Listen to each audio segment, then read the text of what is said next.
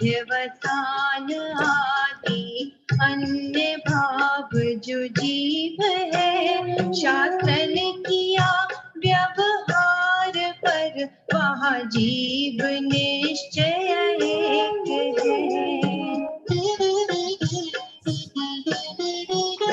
जीव चेतना गुण शब्द रस रूप गंध व्यक्ति विधीन है, निर्देश नहीं संस्थान उसका, ग्रहण नहीं है लिंग से।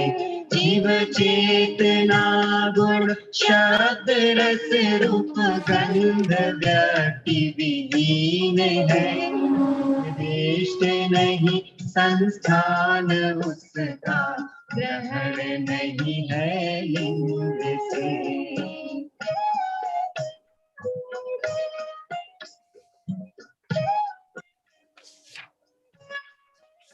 नहीं वर्ण जीव के गंध नहीं, नहीं स्पर्श रस जीव के नहीं, नहीं रूप और साधन नहीं, संस्थान नहीं तन भी नहीं। नहीं राग जीव के द्वेष नहीं, अरुमोह जीव के है नहीं, प्रत्यय नहीं, नहीं कर्म अरु नो कर्म भी जीव के नहीं।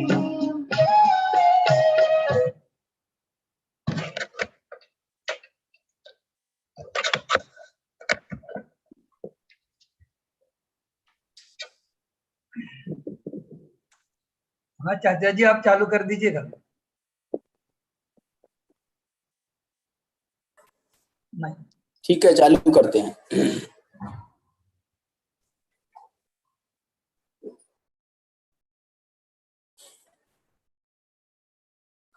नमो अर्हन्ताणं, नमो सिद्धाणं, नमो आयरीयाणं, नमो वज्रायाणं, नमो लोये सौवसाहुरम्।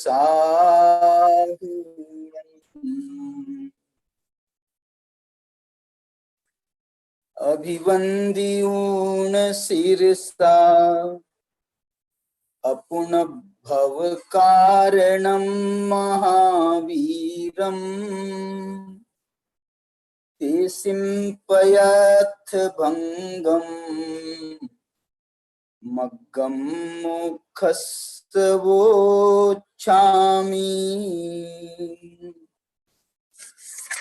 पंचास्तिकाय संग्रह के 9 पदार्थ अधिकार के माध्यम से मोक्ष मार्ग की चर्चा अपन कर रहे हैं, क्योंकि इसमें 9 पदार्थों में जीव से प्रारंभ करके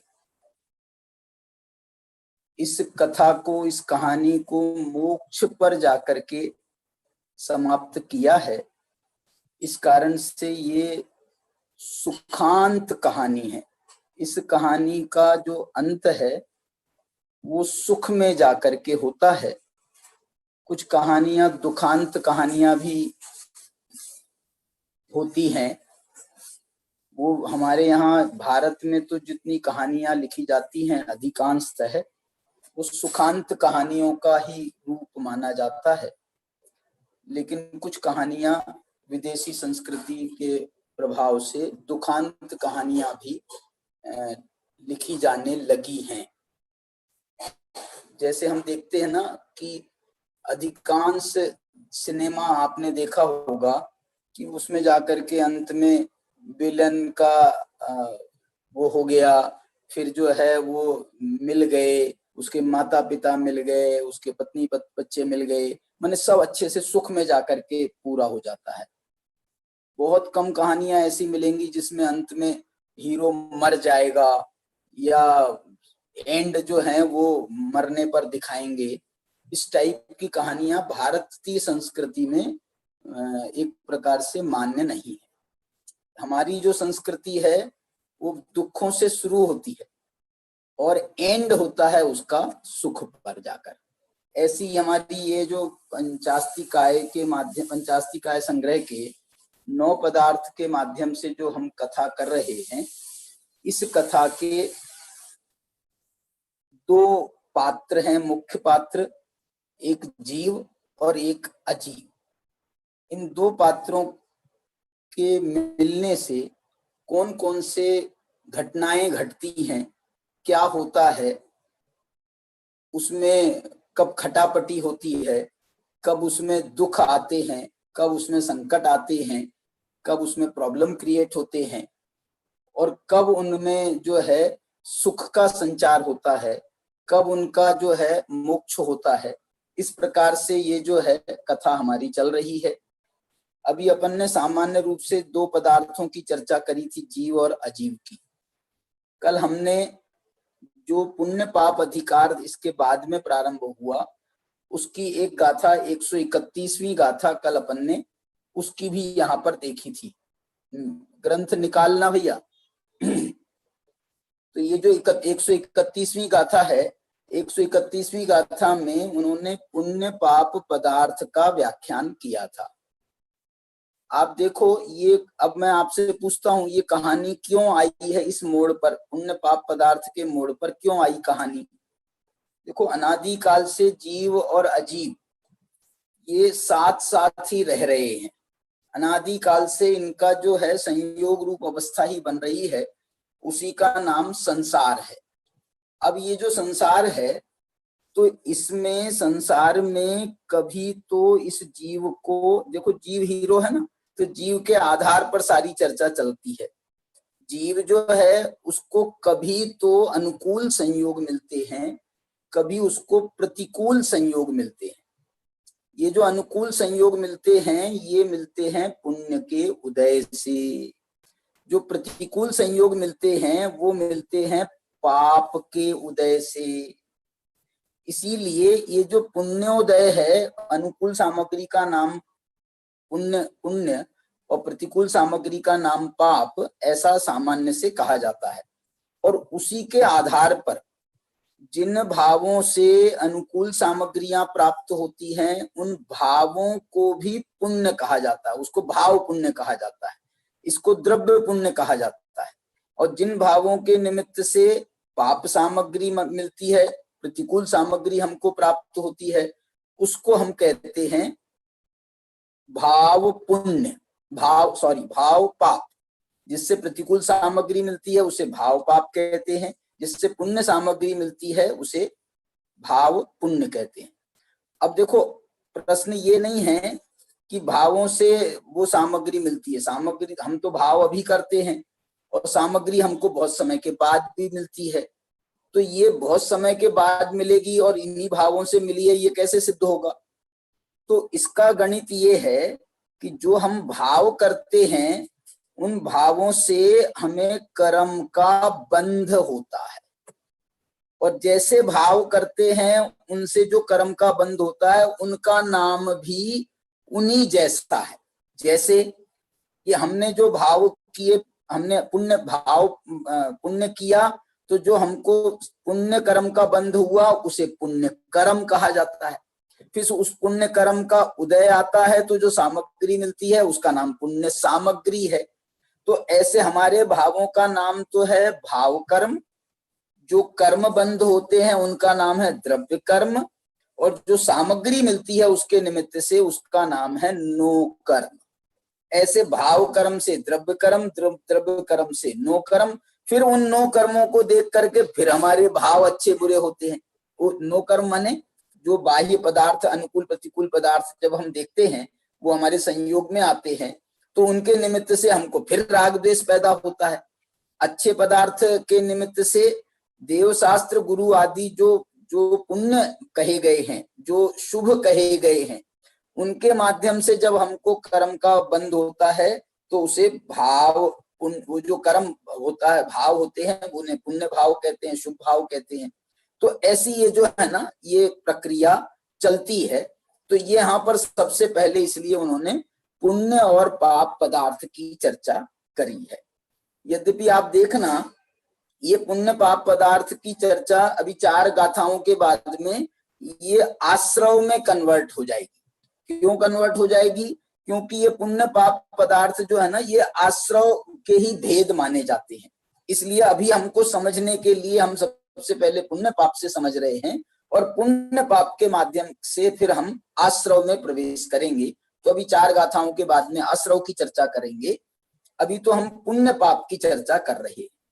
देखो, एक बात ये बताना चाहता हूं कि ये जो पंचास्तिकाय ग्रंथ है, इसमें जो 9 पदार्थ का अधिकार है, इसमें बिल्कुल सामान्य रूप से सब तत्वों की चर्चा चल रही है। इसमें आप देखो, अभी हम ये कह सकते हैं कि पुण्य किसे कहते हैं, तो बोले अनुकूल सामग्री देने वाला पुण्य है। पाप किसे कहते हैं? प्रतिकूल सामग्री देने वाला पाप है। लेकिन ये पुण्य और पाप को अनुकूल सामग्री और प्रतिकूल सामग्री, इनका मोक्ष मार्ग में क्या योगदान है? मोक्ष मार्ग में क्या योगदान है? तो वास्तव में इसका मोक्ष मार्ग में कोई योगदान नहीं है। क्योंकि मोक्ष जब जाते हैं जीव, जब मोक्ष जाता है तो वो प्रतिकूल सामग्री को ही छोड़ के नहीं जाता है, अनुकूल सामग्री को भी छोड़ के जाता है। वो नरक को छोड़ के ही नहीं जाता है मोक्ष में, वो स्वर्ग को भी छोड़ के मोक्ष में जाता है। देखो, अनुकूल सामग्री का स्थान स्वर्ग है सामान्य से, प्रतिकूल सामग्री का स्थान नरक है। लेकिन यहाँ पर नरक और स्वर्ग जो है, इनका संसार में ही रोल है। मोक्ष में यदि हम पहुंच जाएं तो मोक्ष में इनका कोई रोल नहीं है। इस कारण से यहाँ पर ये मोक्ष जाने के प्रसंग में यहाँ पर हम जो है पुण्य पाप को, देखो अपन ऐसा बोलते हैं ना, पाप पुण्य सब नाश के ज्ञान भानु प्रकाश, ये अपने यहाँ बहुत अच्छा कहा गया है। पाप पुण्य सब नाश के, माने पाप को भी छोड़ना है, पुण्य को भी छोड़ना है, और सब नाश के ज्ञान भानु प्रकाश, माने केवल ज्ञान की प्राप्ति होती है। तो वो पाप और पुण्य को छोड़ने से होती है। अपन संवर अधिकार की एक भावना है 6 ढाला में, उसमें कहते हैं, जिन पुण्य पाप नहीं कीना, आत्म अनुभव चित्त दीना, तिन ही विधि आवत रुके, संवर लही सुख अवलोके। जिन पुण्य पाप नहीं कीना, जिनने पुण्य और पाप नहीं किए हैं, उनने सब पुण्य पाप छोड़ दिए हैं। आत्म अनुभव चित्त दीना, जिनने अपनी आत्मा के अनुभव में अपना चित्त लगाया है, तिन ही विधि आवत रुक, उनके ही ये कर्म आने से रुकते हैं। तिन ही विधि आवत रोके, संवर लही सुख अवलोके, उस संवर को प्राप्त होते हैं और सुख का अवलोकन करते हैं। तो इस प्रकार से यहाँ पर, तो यहाँ अभी छोड़ने और ग्रहण करने की बात नहीं कर रहे हैं, अभी तो प्लेन बात कर रहे हैं, पुण्य क्या है, पाप क्या है। अभी जो है समय सार में जब हम पुण्य पाप अधिकार में जाएंगे तो वहां पर तो यही कहा जाएगा कि शुभ कर्म जो है, कम्मम सुहम कुशीलम, सुह कम्मम चावी जान है सुशीलम, है ना। उसमें ये कहा है कि अशुभ कर्म कुशील है और शुभ कर्म सुशील है। कह कम होदि सुशीलम जम संसारम पवेसेदि। लेकिन वो सुशील कैसे हो सकता है जो हमें संसार में प्रवेश कराए? इसलिए हमको तो मोक्ष में जाना है, संसार में जो प्रवेश कराए वो सुशील कैसे हो सकता है? तो समय सार तो इस प्रकार से बात करेगा। प्रवचन सार में भी एक गाथा आती है, जो मोक्ष मार्ग की अपेक्षा जो पुण्य और पाप को एक नहीं मानता है, जो नहीं मन्नति एवं नत्थि विशेषम तु पुण्य पावाणम, हिंडति घोर मवारम संसारम मोह संचन्नो। प्रवचन सार की 77 नंबर की गाथा है ये। उसमें ये लिखा है, जो पुण्य और पाप में अंतर नहीं है ऐसा नहीं मानता। माने क्या? माने जो पुण्य और पाप में अंतर मानता है कि पुण्य अच्छा है पाप बुरा है, ऐसा मानता है, हिंडदी घोर मवारम संसारम, वो घोर अपार संसार में भ्रमण करता है। क्यों भ्रमण करता है बताओ? क्यों भाई? तुमने पुण्य को अच्छा माना ना, अब पुण्य को अच्छा माना है तो फिर पुण्य करते जाओगे और संसार का नाश कभी होगा नहीं। तो इसका क्रम चलता रहेगा, पाप से पुण्य, पुण्य से पाप, पुण्य से पाप, पाप से पुण्य, ऐसा इनका क्रम चलता रहेगा और तुम बस इसी में मस्त रहोगे, मोक्ष को प्राप्त नहीं कर सकते। इसलिए यहाँ पर जो है मैं यही बात बताना चाह रहा हूँ, यहाँ पुण्य पाप की चर्चा जरूर कर रहे हैं, लेकिन आगे संवर्त की चर्चा करेंगे, निर्जरा की चर्चा करेंगे, मोक्ष की चर्चा करेंगे, वहां पर आपको इनको छोड़ना ही है। इसीलिए पुण्य पाप को आश्रव के भेद बताया जा रहा है, आश्रव के भेद।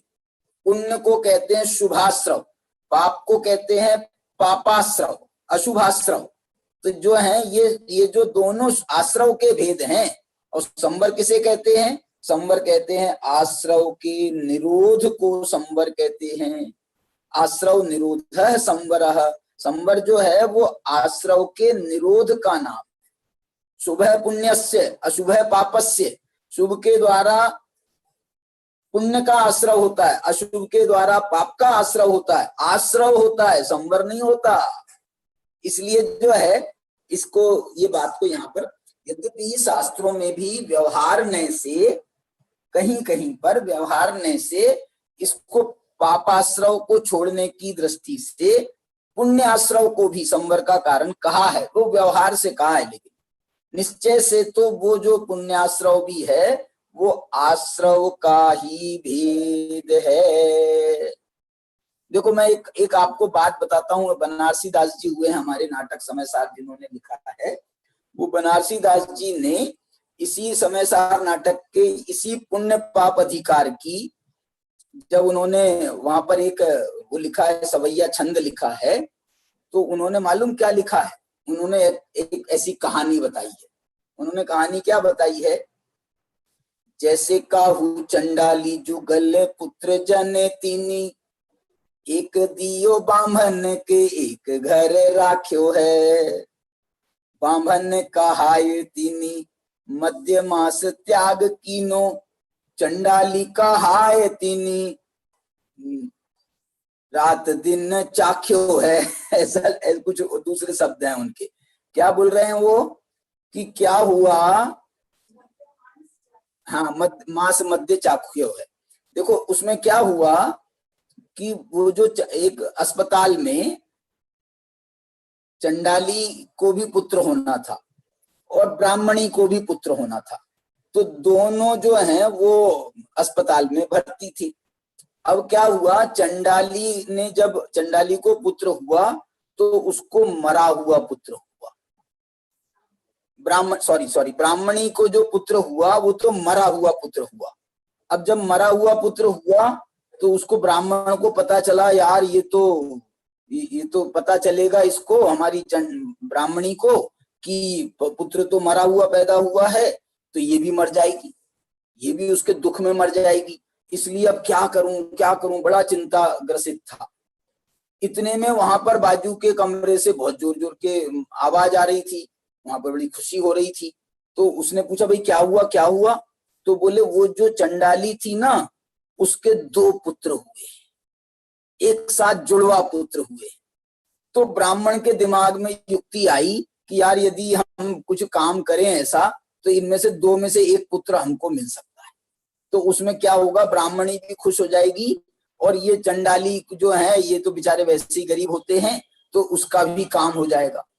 तो उसने चंडाल को बुलाया और उसको पटाया और उससे कहा कि बेटा, एक तेरे 2 पुत्र हुए हैं, 1 पुत्र हमको दे दे, इसके एवज में तेरे को जो चाहिए हो, मुंह मांगा तेरे को जो है हम वरदान देते हैं, तेरे को मुंह मांगी तेरे को वस्तु दे देंगे, जो तू मांगेगा वो दे देंगे। तो उसको भी मन में लोभ आ गया और उसने कहा कि मैं चंडाली को बताऊंगा ही नहीं, उसको यही कहूंगा तेरा 1 ही पुत्र हुआ है, 2 नहीं हुए, 1 ही पुत्र हुआ है, ऐसा बता करके उसका भी काम हो जाएगा, मेरा भी काम हो जाएगा और ये हमारा घर भी सुधर जाएगा। तो ऐसा पटा करके उसने 1 पुत्र ले लिया। किसने ले लिया? ब्राह्मण ने 1 पुत्र लेकर के उसने वहां पर उसके बाजू में सुला दिया। तो वो समझ, जैसे उसको होश आया, उसको पता चला, तो उसने देखा, अरे मेरे तो पुत्र उत्पन्न हुआ है। चंडाली भी खुश है और ब्राह्मणी भी खुश, दोनों का काम हो गया।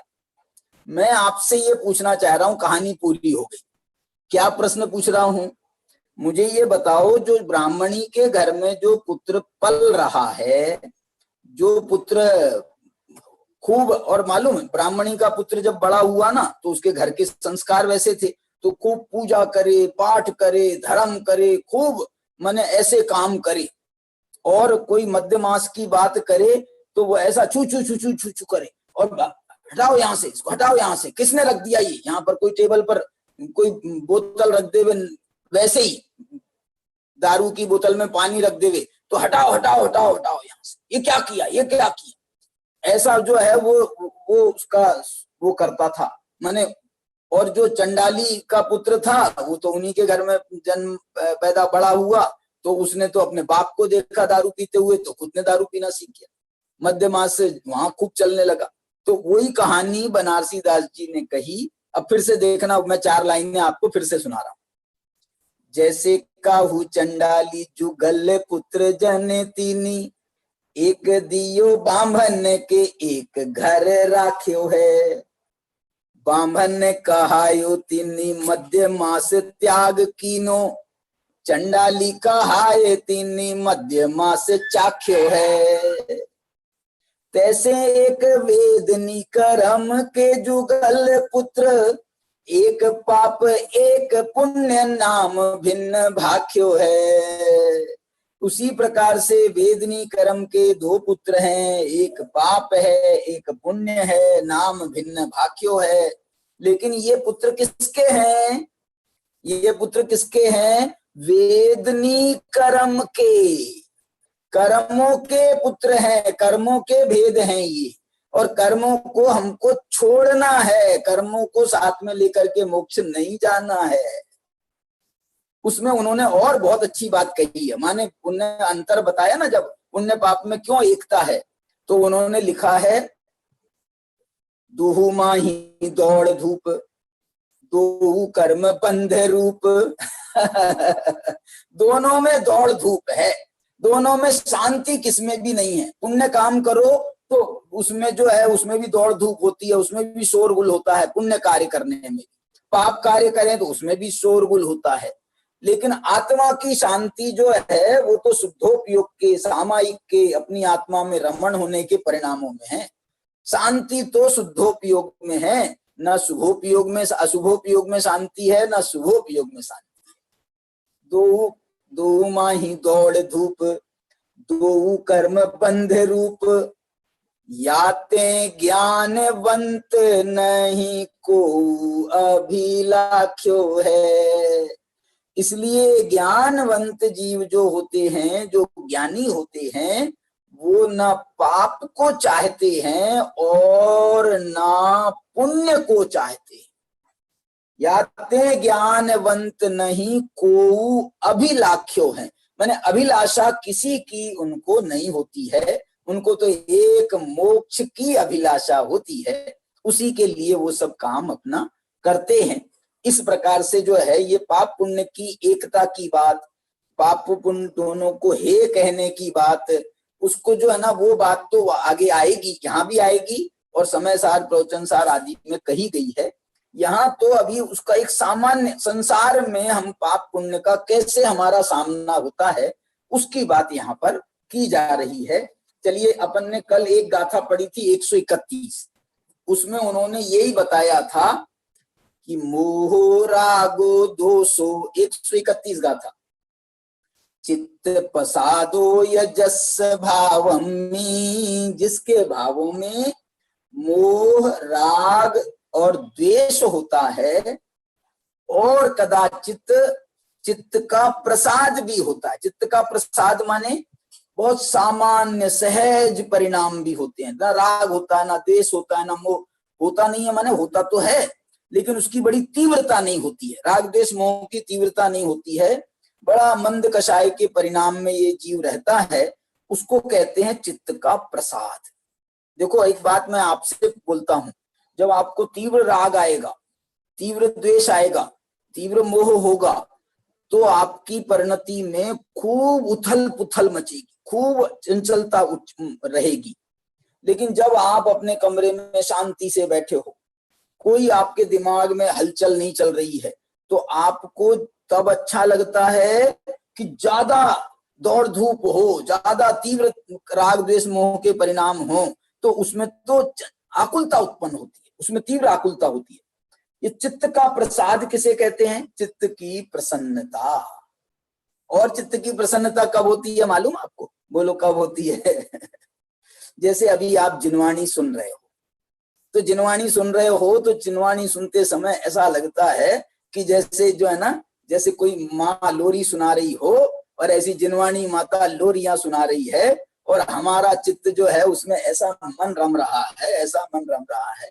और कभी कभी हमको इसलिए जो है ना, इसमें मन ज्यादा रम जाता है तो नींद का झोंका भी आ जाता है। ये जो है नींद आना, ये पाप है, ये कोई चित्त का प्रसाद नहीं है। लेकिन ये कुंद आचार्य ने यहाँ पर गाथा में देखो, तीव्र कषाय के लिए उन्होंने मोह राग द्वेष का कहा, और मंद कषाय के लिए उन्होंने कहा चित्त का प्रसाद। चित्त का प्रसाद माने, चित्त माने मन, चित्त कहते हैं मन को, और प्रसाद कहते हैं शांत प्रसन्नता के परिणाम। तो मन में जब प्रसन्नता होती है उसको कहते हैं चित्त का प्रसाद। कब रहती है प्रसन्नता? जब हमारे परिणाम, हमने देखो आत्मानुभूति में असली प्रसन्नता होती है, आनंद, असली आनंद, अतीन्द्रिय आनंद तो आत्मानुभूति में होता है। लेकिन संसार अवस्था में हमने कभी वो आत्मा का आनंद तो चखा नहीं है, इसलिए हमको तो जब तीव्र कषाय से हम छूट करके मंद कषाय के परिणाम में आते हैं तो हमको लगता है कि अच्छा है, बढ़िया भैया, मन ये ठीक है, ऐसा ऐसा चलना चाहिए। बहुत ज्यादा हमको जो है ना शोर पसंद नहीं है। देखो मंदिर में भी यदि आपका जैसे बहुत जोर के है ना बाजे बजा रहे हो, कोई संगीत चला रहे हो, बहुत जोर जोर से कान फाड़ू आवाज में कोई पूजा भी कर रहा हो, तो आपको जो है अच्छा नहीं लगता। और फिर जो है बड़े बुजुर्ग तो बोल देते हैं, भैया आवाज कम करो, इतने जोर, भाई भगवान के कान बहरे नहीं हो गए हैं कि जो तुम्हारी आवाज नहीं सुन पाएंगे, इसलिए थोड़ा धीरे धीरे बोलो, आराम आराम से बोलो। कौन ने कहा है खूब बढ़िया आराम से करो? तो देखो ये जो है ना मंद कषाय रूप से वर्तन करना, ये लोक में भी हमने ये अनुभव में है हमारे, इसलिए उन्होंने वो चित्त का प्रसाद भी शब्द दिया। फिर क्या लिखा है? विज्जदि तस्य सुहो व असुहो व होदि परिणामो।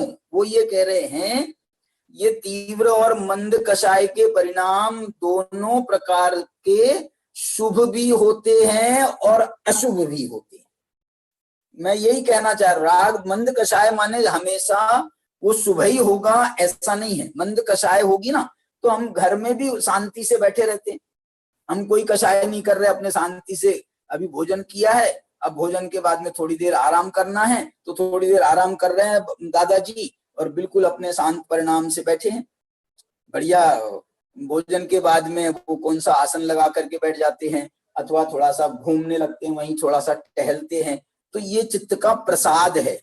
लेकिन ये जो चित्त का प्रसाद है मंद कषाय का परिणाम है, ये मंद कषाय से यद्यपि तीव्र पाप का बंध नहीं होगा, लेकिन ये मंद कषाय से कोई शुभ का बंध हो जाएगा जरूरी नहीं है।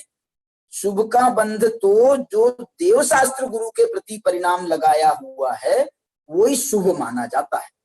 ये जो है ना मंद कषाय, यदि अवलंबन वहां पर शुभ है तो ये शुभ अशुभ का भेद जो है अवलंबन से बनता है। हमारे अवलंबन किस प्रकार के हैं? कल मैंने आपको बताया था देव शास्त्र गुरु हैं, अथवा जिनवाणी है, अथवा जिनवाणी के माध्यम से हम तत्व का चिंतन कर रहे हैं, देव पूजा, गुरु पास्ती, स्वाध्याय, संयम, तप, दान, तो ये जो परिणाम है हमारे गृहस्थोचित सटकर्म माने गए हैं, ये परिणाम शुभ माने गए। ये शुभ सट आवश्यक है हमारे, माने ये सट आवश्यक करना जरूरी है हमको दिन में। यदि हम ये सट आवश्यक नहीं करते हैं तो इसका मतलब है कि हम पाप पाप पाप में ही लगे हुए हैं, तीव्रता के साथ में भी और मंदता के साथ में भी। ग्राहक आ गया दुकान में तो तीव्र राग से प्रवृत्ति होती है, अब नहीं आ रहा है कोई ग्राहक, घंटे भर से बैठे हैं आराम से, तो जो है बैठे हैं, भैया अब दुकान में कोई ग्राहक तो आ नहीं रहा है तो बंद कर दो। अरे बंद क्यों कर दें, ग्राहक का कोई भरोसा नहीं है। ग्राहक का और मौत का कोई भरोसा नहीं होता, कभी भी आ सकता है। तो ग्राहक इसलिए जो है हम मंद कषाय से भी वहां पर बैठे रहते हैं, लेकिन उससे कोई पुण्य का बंध नहीं होता है, वो भी पाप है। चलिए अब इसके बाद में 132 नंबर की गाथा में अपन चलते हैं। 132 नंबर की गाथा में आचार्य क्या कह रहे हैं देख लो। जो पहले वहां पर शुभ अशुभ शब्द का प्रयोग किए थे ना उन्होंने, विज्जति तस्य शुभो व अशुभो होति परिणामो, उसको शुभ अशुभ परिणाम होते हैं। तो वो कहते हैं शुभ परिणाम किसे कहते हैं, शुभ परिणाम कैसे होते हैं, अशुभ परिणाम कैसे होते हैं। देखो इसमें क्या लिख रहे हैं, गाथा है 132। शुभ परिणामो पुण्यम असुहो पावम तिहवदि जीवस्स दोर्णम पुग्गल में तो भावो कम्मत्तणम पत्तो। देखो यहाँ क्या बोल रहे हैं, शुभ परिणामो पुण्यम, जो शुभ परिणाम है वो पुण्य है। अशुभो पावम तिहवदि जीवस्स, और जो अशुभ परिणाम है उन्हें पाप कहा गया है। यद्यपि ये जो परिणाम है होते हैं जीव के, हवंती जीवस्स माने होते हैं जीव में, लेकिन यदि वो शुभ हैं तो वो पुण्य कहलाते हैं, अशुभ हैं तो वो पाप कहलाते हैं। देखो अब आगे क्या लिख रहे हैं, दोनम पुग्गल में तो भावो कम्मत्तणम पत्तो, लेकिन इन दोनों भावों के द्वारा कर्म का बंध होता है। और वो कर्म कैसा होता है, कर्म कैसा है, कर्मण वर्गणाएं कैसी है, पौद्गलिक, माने इन दोनों परिणामों के द्वारा पुद्गल कर्म का बंध होता है। इसलिए मोक्ष के मार्ग में इन दोनों का कोई स्थान नहीं है। हमको तो ऐसा काम बताओ जिनसे हम कर्मों से छूटते हैं, कर्मों से बंधते हैं, वो नहीं बताओ। कर्मों से बंधते हैं वो नहीं बताओ, कर्मों से छूटते हैं कैसे, वो बात बताओ। तो वो जो है बात यहाँ पर बताई जा रही है, आगे बताने वाले हैं। यहाँ तो उन्होंने ये कहा कि शुभ परिणाम करोगे तो पुण्य का बंध होगा, अशुभ करोगे तो पाप का बंध होगा। दोनम पुग्गल में तो एक देखो, एक इसमें एक और संदेश छिपा हुआ है कि देखो ये जो दोनों परिणाम है ना, पुण्य परिणाम कहें या पाप परिणाम कहें, दोनों परिणाम एक प्रकार से कर्म बंध कराने वाले हैं। इसलिए इनमें भी कर्मपना प्राप्त है। क्या बोला, कर्म को बांधने वाले हैं ना, इसलिए इनको भी कर्म कहा जाता है। कौन सा कर्म कहा जाता है बताओ, जो बंध होता है उसे कहते हैं द्रव्य कर्म, और ये पुण्य पाप के परिणामों को कहते हैं भाव कर्म। क्यों, क्योंकि दोनों में एक ही जात है ना, दोनों में कर्म कर्म की जात है। नहीं तो ये परिणाम हमारे तो जीव के परिणाम है, इनसे कर्म का बंध क्यों हुआ।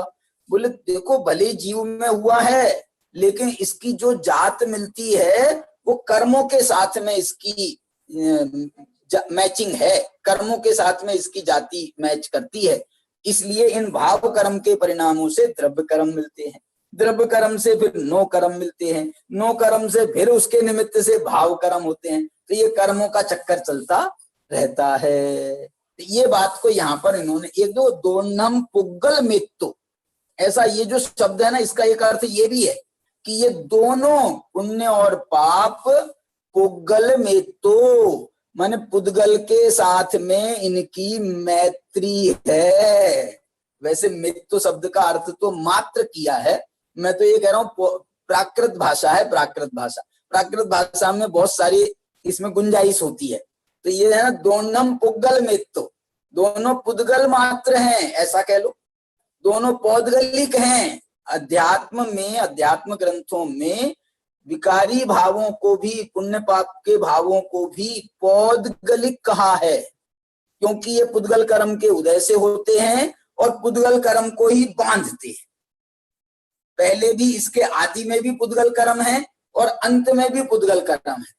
आदि में पुद्गल कर्म कैसे हैं? क्योंकि पुद्गल कर्म का उदय आता है जब साता वेदनी का उदय आता है, अथवा और हम जो पुण्य भाव होते हैं, मंद कषाय का उदय आता है। तो जब कर्मों में वैसा उदय आता है, उसी के निमित्त से हमारे भाव वैसे होते हैं, और जैसे हमको भाव होते हैं उससे वैसे ही कर्मों का बंध होता है। तो जो है दोनों तरफ कर्म है ना, इसमें पूर्व में आदि में भी कर्म है और अंत में भी कर्म है और मध्य में ये परिणाम बैठा है। तो जब आदि पौद्गलिक है, अंत पौद्गलिक है, तो ये मध्य कैसे जीव का होगा? स्वाभाविक। इसलिए ये जीव का स्वाभाविक भाव नहीं है। भाव कर्म के परिणाम ये जीव के वैभाविक परिणाम कहे जाते हैं। यदि जीव के भी कहेंगे तो हम ये कहेंगे ये जीव का विभाव है, ये जीव का विभाव है, ये जीव का विभाव है। क्या बता रहा हूं मैं? बताऊं? देखो ऐसा होता है जैसे कोई शादी हो जाती है ना, शादी के बाद में बच्चा पैदा होता है तो उसको तो वैद्य संतान कहा जाता है, वो वैद्य संतान मानी जाती है। लेकिन कभी किसी कारण वशात गलती से यदि शादी के पहले किसी स्त्री को बच्चा पैदा हो जाए तो वो बच्चा कैसा माना जाता है? वो बच्चा वैद्य संतान नहीं माना जाता है, वैध संतान नहीं अवैध संतान मानी जाती है। तो ये जो है इसी प्रकार से ये जो रागादि परिणाम है ये जीव के स्वाभाविक परिणाम नहीं है, ये जीव के वैभाविक परिणाम है। कर्म के निमित्त से पैदा होते हैं जीव में, लेकिन कर्म के निमित्त से होते हैं, इस कारण से इनको वैभाविक कहा जाता है। ये स्वाभाविक परिणाम किसे कहते हैं? जब हम सारे जगत से दृष्टि हटा करके अपने स्वभाव में दृष्टि को केंद्रित करते हैं और अपने स्वभाव में हम हैं, माने हमारी पर्याय है और हमारा स्वभाव है। जब हम बस उस स्वभाव का अवलंबन लेते हैं और कर्मों के अवलंबन को छोड़ते हैं, तो वो स्वभाव के अवलंबन से जो सम्यक दर्शन ज्ञान चारित्र की प्राप्ति होती है, वो सम्यक दर्शन ज्ञान चारित्र जीव के स्वाभाविक परिणाम है। और ये जो पुण्य पाप के भाव हैं ये जीव के वैभाविक परिणाम है। ये पुद्गल के निमित्त से उत्पन्न हुए हैं। दोनम पुद्गल मित्तो, इसमें पुद्गल मित्तो मन पुद्गल के निमित्त से उत्पन्न होते हैं, ऐसा कह सकते हैं। और कम्मत्तणम पत्तो, देखो पुद्गल कर्म के निमित्त से हुए और पुद्गल कम्मत्तणम पत्तो, और पुद्गल कर्म रूप ही को प्राप्त होते हैं। ये ऐसा इसका बहुत अच्छे भाव इसमें से निकल सकते हैं। अपन टीका में जान ही रहे हैं, इसमें जो है ना और बहुत अच्छे से समझाया है अमृतचंद्राचार्य ने भी, और इसकी दूसरी टीका भी जयसेनाचार्य की टीका प्राप्त होती है, और एक तीसरी टीका भी है प्रभाचंद्राचार्य की, तीसरी भी 50 टीका की भी है। तो ये जो है ना उसकी अभी उसका अभी काम हुआ नहीं है, वो अभी समाज में आई भी नहीं है, वो एक प्रति उसकी हले कन्नड़ में है, तो उसका अभी उद्धार होना बाकी है। अब तुम लोग जो है बड़े हो जाओ, अच्छे बढ़िया ज्ञाता हो जाना, तो तुम लोग उसका उद्धार करना। चलिए, तो ये जो है 132 गाथा में उन्होंने ये बात बताई। अब अपन आगे चलते हैं 133 गाथा में। 133 गाथा में ये देखना, मैं इसको पूरा करना चाहता हूं, ये पुण्य पाप वाले प्रकरण। तो 2 गाथाएं हैं, अपन गाथाएं पढ़ लेते हैं, उससे हमको वो भाव समझ में आ जाएगा इसमें क्या बताया गया है। देखो इसमें क्या बताना, देखो 132 गाथा जो है ना, 132 गाथा इसका भावार्थ लिखा है। भावार्थ जो अभी अपन ने 132 गाथा पढ़ी है, दोनम पुग्गल मेत्तो, उसके भावार्थ में ये बात लिखी है कि निश्चय से जीव के अमूर्त, माने जीव के भाव हुए ना, तो जीव में तो पुद्गल के भाव होंगे नहीं, ये तो मूर्त अमूर्त है जीव। तो अमूर्त शुभाशुभ परिणाम रूप भाव पुण्य पाप, भाव पुण्य और भाव पाप जीव के कर्म हैं, ये जीव के परिणाम हैं। और ये शुभाशुभ परिणाम द्रव्य पुण्य पाप का निमित्त कारण होने के कारण, माने इसके माध्यम से द्रव्य पुण्य और द्रव्य पाप का बंध होता है, होने के कारण मूर्त ऐसे वे पुद्गल परिणाम रूप। देखो इनको भी मूर्त कह दिया, वो मूर्त कह दिया माने पुद्गल कह दिया, पौद्गलिक कह दिया। क्यों? क्योंकि उसके माध्यम से पुद्गल कर्म का बंध हो रहा है। ऐसे वे पुद्गल परिणाम रूप माने साता वेदनी असाता वेदनी आदि द्रव्य पुण्य पाप व्यवहार से जीव के कर्म कहे जाते हैं। तो हम जो है ना अपेक्षा से उनको भी जीव का कर्म कह देते हैं। वो जीव के हमारे परिणाम के निमित्त से हुए ना वो द्रव्य कर्म का बंध, तो उसको भी हम जो है जीव का कर्म भी कह देते हैं। व्यवहारने से, व्यवहारने का जो वो है वो उसमें जो है उपचार लागू पड़ जाता है। उपचार लागू पड़ जाता है का मतलब कोई जैसे हम एक उदाहरण मैं आपको देता हूं कि आप अपने घर में रहते हो, अपने माँ बाप के संसर्ग में रहते हो, माँ बाप आपको अच्छी अच्छी बातें बताते हैं।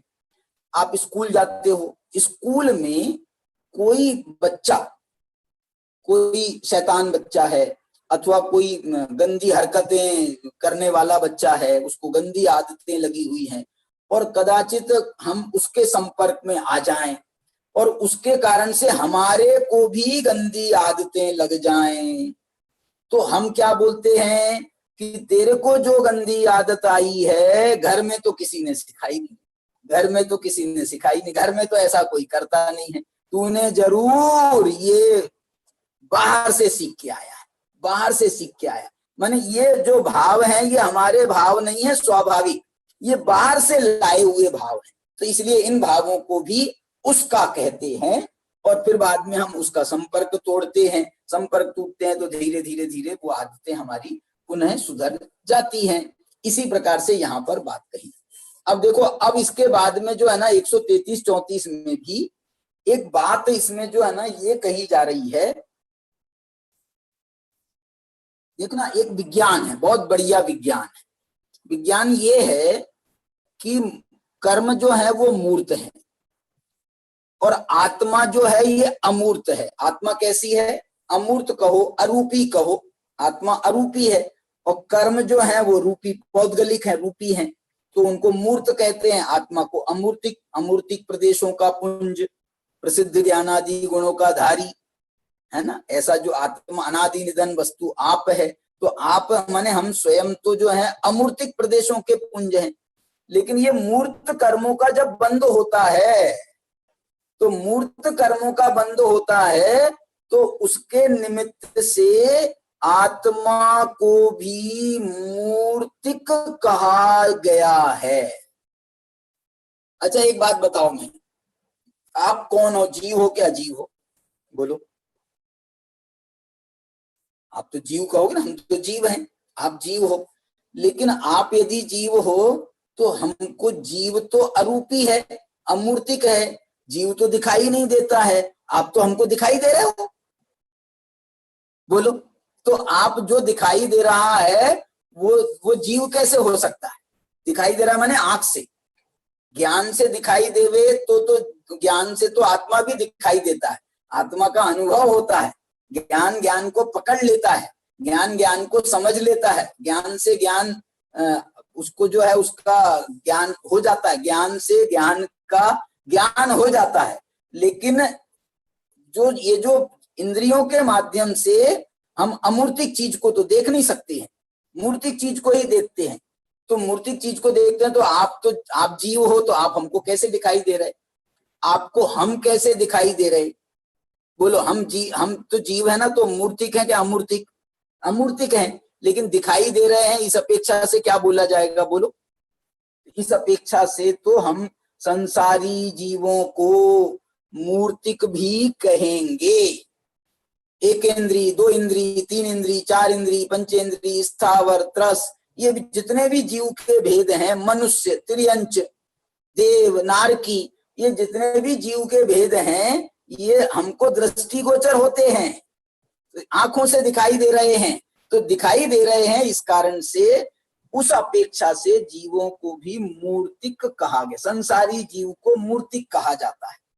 लेकिन जब हम भेद ज्ञान करते हैं तो भेद ज्ञान के बल से फिर हम ये पूछते हैं, बताओ ओम चौरे, बताओ अरहम, तुम जीव हो कि अजीव हो? जीव है। तो बोलो कौन जीव है?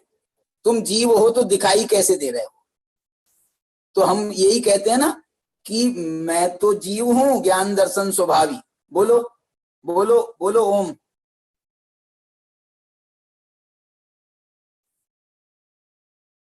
अनम्यूट करो। नहीं हो रहा? चलो कोई बात नहीं, हम यही कहते हैं ना, आपको यही पढ़ाया ना कि भैया मैं तो जीव हूं, शरीर अजीव है, शरीर मूर्तिक है। तो हमारा साथ में जो शरीर है वो शरीर दिखता है और उस शरीर के अंदर हम रहते हैं, इस कारण से उस शरीर को भी जीव कह देते हैं। इस अपेक्षा से शरीर को भी जीव कह देते हैं और जीव को भी मूर्तिक कह देते हैं कि जीव जो है ये मूर्तिक है। संसारी जीव को इस अपेक्षा से मूर्तिक भी कहा गया है।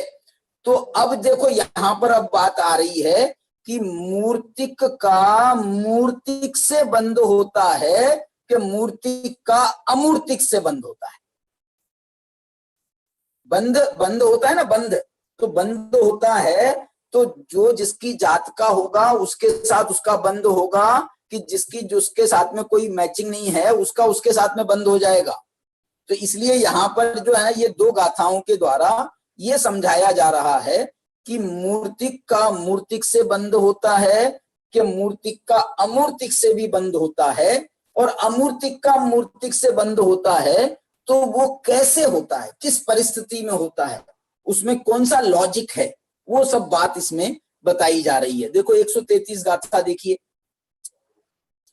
जम्हाकम्मस्य फलम विषयम फासे ही भुंजदे नियमम नियतम जीवेन सुहम दुखम तम्हाकम्मानि मोत्तानि।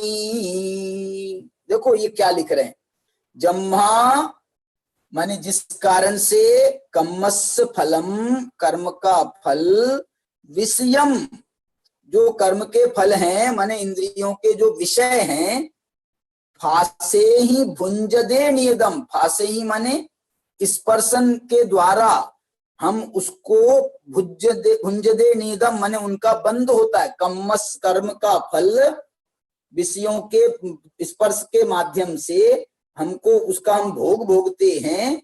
जीवेन सुहम दुखम, हम जीव जो हैं उनका सुख रूप अथवा दुख रूप फल का अनुभव करते हैं। इस कारण से कम्माणी मुत्तानी, इसलिए ये जो कर्म है वो मूर्तिक है। देखो इसका अर्थ क्या है, मैं आपको अर्थ समझा देता हूं। कर्म का फल जो है हमको प्राप्त होता है, जैसे मैंने आपको बताया था ना, ये कर्म के फल में हमको ये शरीर मिला, अच्छा शरीर मिला, बुरा शरीर मिला, सुंदर मिला, असुंदर मिला, ठिगना मिला, लंबा मिला, समचतुरस्र संस्थान वाला मिला, क्या नहीं मिला, कोई गिट्टा होता है, कोई अच्छा खूब लंबा होता है, कोई सामान्य होता है। तो जो है ना अलग अलग ये सब हमको शरीर मिलता है, वो काय से मिलता है? तो बोलते हैं ये कर्म के माध्यम से मिलता है। तो बोले ये जो आपको फल मिला है ये पौद्गलिक है ना, माने ये जो हमको शरीर मिला है ये शरीर पौद्गलिक है।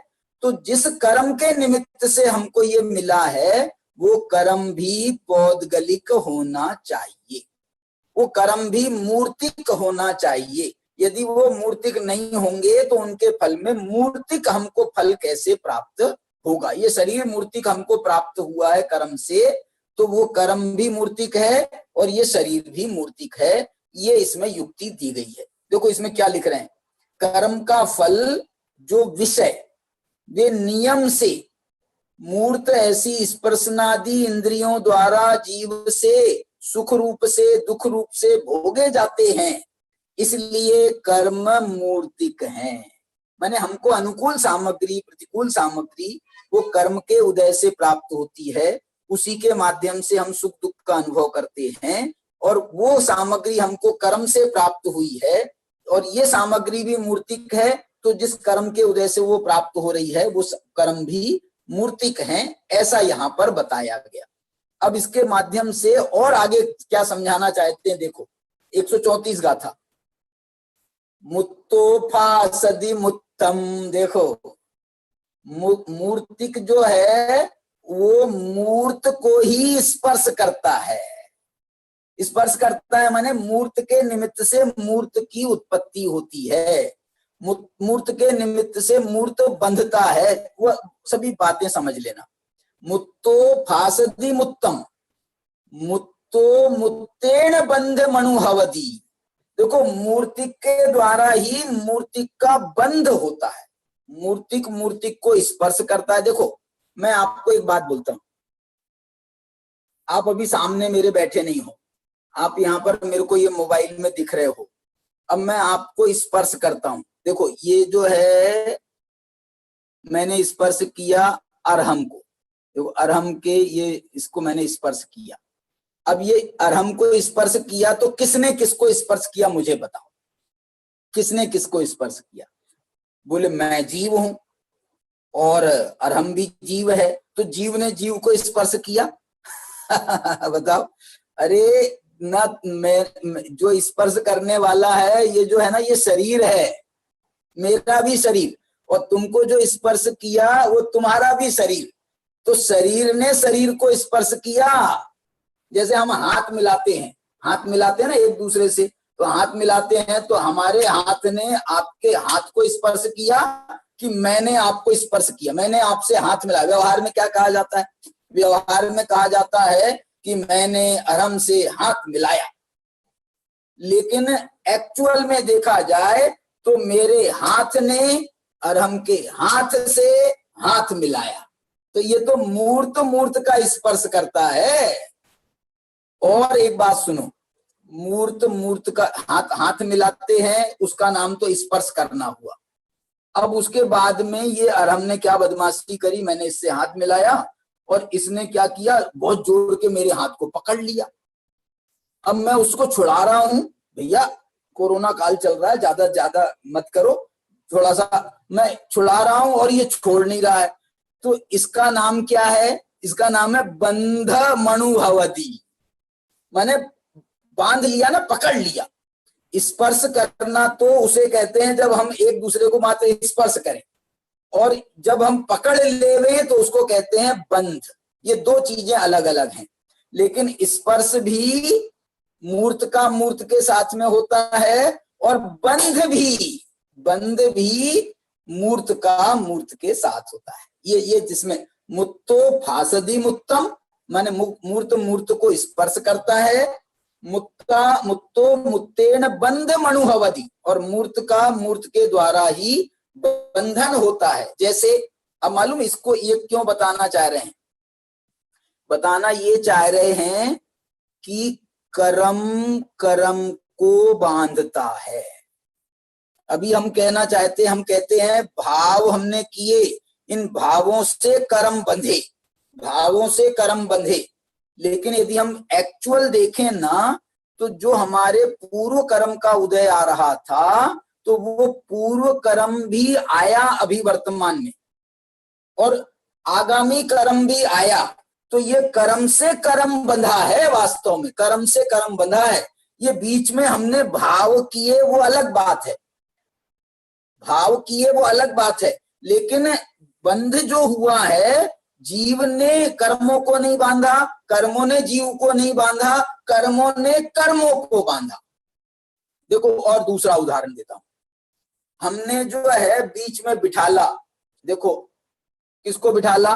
नमो को बिठाला, बीच में बिठाला उसको, और हमने इसको बांधा, बीच में कुर्सी पे बिठाल दिया और कुर्सी रस्सी से जो है ना इसको बांध दिया। मैं आपसे ये पूछ रहा हूं, हमने किसको बांधा?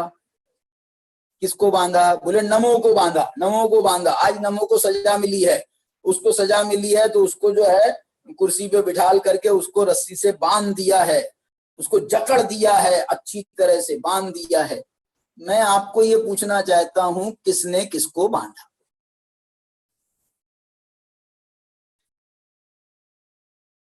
कुर्सी मूर्तिक है क्या अमूर्तिक है? कुर्सी मूर्तिक है। रस्सी मूर्तिक है क्या अमूर्तिक है? रस्सी भी मूर्तिक है। और ये जो शरीर है नमो का, ये मूर्तिक है क्या? मूर्तिक है, ये भी मूर्तिक है। तो मूर्तिक ने मूर्तिक को बांधा कि हमने आत्मा को बांध के रख लिया है। बोलो, आत्मा को बांध के रख लिया है हमने। इसके क्या? आत्मा तो इसकी अभी भी बंधी नहीं है, वास्तव में मुक्त है। ये तो हम क्या समझते हैं कि हमको, हम भी ऐसे मूर्ख हैं वास्तव में, कि हमको जब कोई बांध देता है ना रस्सी से, तो हम क्या समझते हैं, मेरे को बांध दिया, मेरे को बांध दिया, मेरे को बांध दिया, और हम रोने लगते हैं, हम दुखी होते हैं। लेकिन यदि तत्वज्ञानी कोई होगा तो वो तत्वज्ञानी उस समय भी अपने को, बोले मेरे तो शरीर को बांधा है, मुझे थोड़ी बांधा, अपने को निर्मुक्त अनुभव करता है जो तत्वज्ञानी होता है। देखो एक कहानी और मैं आपको एक घटना बताता हूं। बंदर की कहानी आपने सुनी होगी। वो बंदर एक जो है ना घड़े में, छोटे मुंह वाला घड़ा था, तो उस घड़े में चने भरे थे। तो बंदर ने कहा, उसको चने दिख गए, उसने अपना हाथ डाला उसमें चने निकालने के लिए, तो हाथ तो उसका चला गया, ऐसे ऐसे डाला था ना उसने हाथ, तो हाथ तो उसका चला गया। लेकिन जब वो चने मुट्ठी बन गई तो ये चौड़ा हो गया थोड़ा, अब मुट्ठी बन गई तो वो अब निकले नहीं। तो बंदर शोर मचाए, उछल कूद करे कि ये घड़े ने मेरे को बांध लिया है, ये घड़े ने मेरे को पकड़ लिया है, घड़े ने मेरे को पकड़ लिया। मैं आपसे पूछ रहा हूं, घड़े ने उसको पकड़ा है कि चनों ने उसको पकड़ा है? चनों ने, घड़े ने पकड़ा है कि चने ने पकड़ा है? न घड़े ने पकड़ा, न चने ने पकड़ा, फिर किसने पकड़ा है? वो तो अपने राग से खुद बंधा है। खुद छोड़ दे, चनों को छोड़ दे, मुट्ठी को छोड़ दे, हाथ फिर से वैसे ही हो जाएगा, तो अपने प्यार से निकल के आ जाएगा। लेकिन वो जो है वो तो बदमाश है, वो चनों को भी नहीं छोड़ना चाहता है और दोष लगा रहा है घड़े पर कि ये घड़े ने मेरे को पकड़ लिया है। ऐसे ही हम जो है ना, ये शरीर से हम बंधे हैं, खुद हम अपने को बांध लेते हैं इससे, और हम जो है ना ये समझते हैं कि शरीर ने हमको बांध दिया, शरीर ने हमको बांध दिया, शरीर ने कर्मों को हमने बांधा कि कर्मों ने हमको बांधा? हमने कर्मों को बांधा कि कर्मों ने हमको बांधा? बताओ। अरे भाई साहब, कर्मों को हमने बाकायदा बुलाया है आमंत्रण देकर। वो बिना आमंत्रण के नहीं आए हैं हमारे पास में, वो हमने बुलाया है उनको, फिर आए हैं वो। अब जो है ना, उनने नौटंकी करी, हमको बांधने की नौटंकी करी, और हम ये मान रहे हैं कि साहब हमको बांध लिया, कर्मों ने हमको बांध लिया, कर्मों ने हमको बांध लिया। वास्तव में न कर्मों ने हमको बांधा और न हमने कर्मों को बांधा। कर्म भी जहाँ के तहाँ है, हम भी जहाँ के तहाँ है। हमारा अमूर्तिक प्रदेशों का पुंज है और वो मूर्तिक पुद्गलों का बंध है इसलिए जो है ना, एक दूसरे को कोई बांध सकता नहीं है। लेकिन जब तक हमारी स्वभाव दृष्टि नहीं होगी तब तक के हम ऐसा ही मानते रहेंगे। तो ये देखो, ये वही गाथा कह रही है, मुक्तो फासदी मुक्तम। मुक्त जो है, मूर्त जो है, वो मूर्त को ही स्पर्श करता है। मुक्तो मुक्तेन बंध मनुहवदि, मूर्तिक मूर्तिक के द्वारा बंध का अनुभव करता है। जीवो मुक्ति विरही दो, देखो क्या बढ़िया बात कह रही। जीव कैसा है? मुक्ति विरही दो। जीव जो है वो मूर्तिक बने से रहित है। गाहदी ते ही उगहदी, क्या लिख रहे हैं? वो ये कह रहे हैं, मूर्त मूर्त को स्पर्श करता है, मूर्त मूर्त के साथ बंध को प्राप्त होता है। मूर्त तत्व रहित जीव मूर्त कर्मों को अवगाह देता है। देखो, असल में हमने मूर्त कर्मों को अवगाह दिया है। अवगाह दिया माने वही मैंने कहा ना, आमंत्रण दिया है। आमंत्रण दिया है तो वो आए हैं। यदि हम उनका सम्मान नहीं करें तो वो चले जाएंगे। हम उनका, देखो एक उदाहरण देता हूं मैं आपको। आप किसी के घर में गए और वहां पर आपका खूब सम्मान हुआ, खूब मान हुआ, सम्मान हुआ। उनने सुबह नाश्ता, दोपहर में खाना, फिर दोपहर खाने के बाद में 2 घंटे बाद में फिर नाश्ता, और फिर शाम को, माने उनने खूब हमारी सेवा आवभगत की। अब आपने भी सोचा यार यहाँ तो बढ़िया आवभगत हो रही है, तो तुमने कहा अब अपन जो है और एक दिन रुक जाते हैं। फिर दूसरे दिन भी उतनी आवभगत हुई तो फिर बोले साहब फिर और रुक जाते हैं और रुक जाते हैं। तो आप क्यों रुके हो बताओ? क्योंकि आपकी आवभगत हो रही है।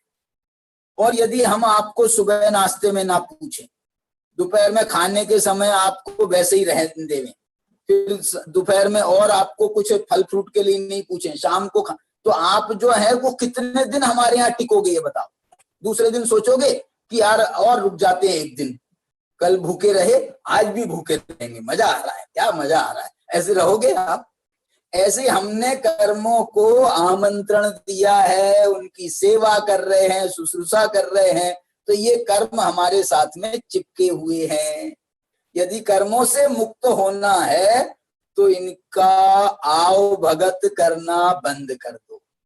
मुत्तो फासदी मुत्तम, उनसे हाथ मिलाना बंद कर दो, उनको पकड़ना बंद कर दो।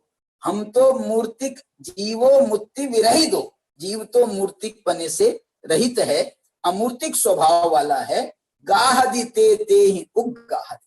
अरे हमने यदि, एक बात सुनो, हमने यदि कर्मों को बुलाया है तो इसमें एक और बात है मार्मिक, हमने कर्मों को बुलाया है तो हम कर्मों को भगा भी सकते हैं। गाहदी ते उगहदी, माने हमने यदि उनका ग्रहण किया है तो हम उनको छोड़ भी सकते हैं। ऐसा ये हमको कर्मों से, अभी तक हमको समझ में आ रहा था अज्ञान अवस्था में कि कर्म हमको अच्छा सुखी दुखी करते हैं, सुखी करते हैं, तो अब हमको समझ में आ गया ये कर्म हमको बांधने के अलावा कुछ नहीं करते हैं, तो हम इन कर्मों से मुक्त भी हो सकते हैं। इस प्रकार से ये 3 गाथाओं का अपन ने, माने पुण्य पाप अधिकार यहाँ पर पूरा हो जाता है। वैसे ये पुण्य अधिकार, पुण्य पाप अधिकार कैसे बढ़िया आश्रव अधिकार में अभी प्रवेश करेगा, इसकी बहुत अच्छी चर्चा जो है आश्रव अधिकार में आने वाली है, उसकी बात अपन अब कल करेंगे। अभी की चर्चा को अपन यहीं पर विराम देते हैं। इसमें अपन ने यही समझा है कि ये पुण्य और पाप जो हैं, पुण्य पाप तो कर्म है। अपन लोग गाना, वो नारा गाते हैं, नारा महावीर जयंती पे गाते हैं, पुण्य पाप तो कर्म है और धर्म क्या है?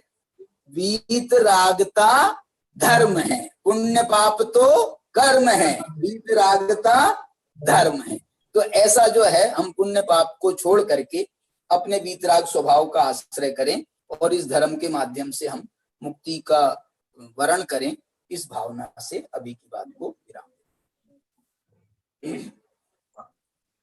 हाँ भैया, कोई किसी को कुछ पूछना हो तो पूछ सकते हैं, कोई बात करना हो तो कर सकते हैं। हाँ जी, चलिए सुदर्शन जी। अनंत धर्मनस्तत्वं पश्यन्ति प्रत्यगात्मना अनेकान्तिमयी मूर्ति नित्यमेव प्रकाशिताम्।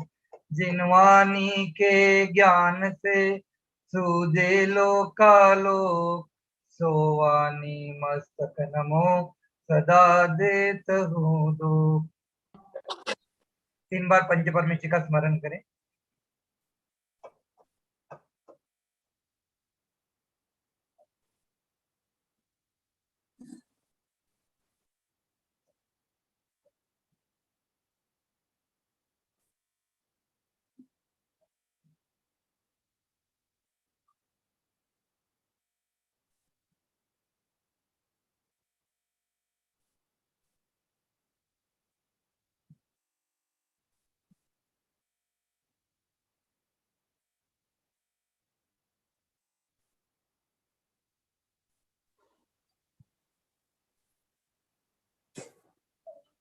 जय बोलो द्वादशांग रूपी जिनवानी माता की जय। जय। सभी को जय जिनेंद्र। जय जिनेंद्र। जय जिनेंद्र। सभी को जय जिनेंद्र। जय जिनेंद्र। जय जिनेंद्र। जय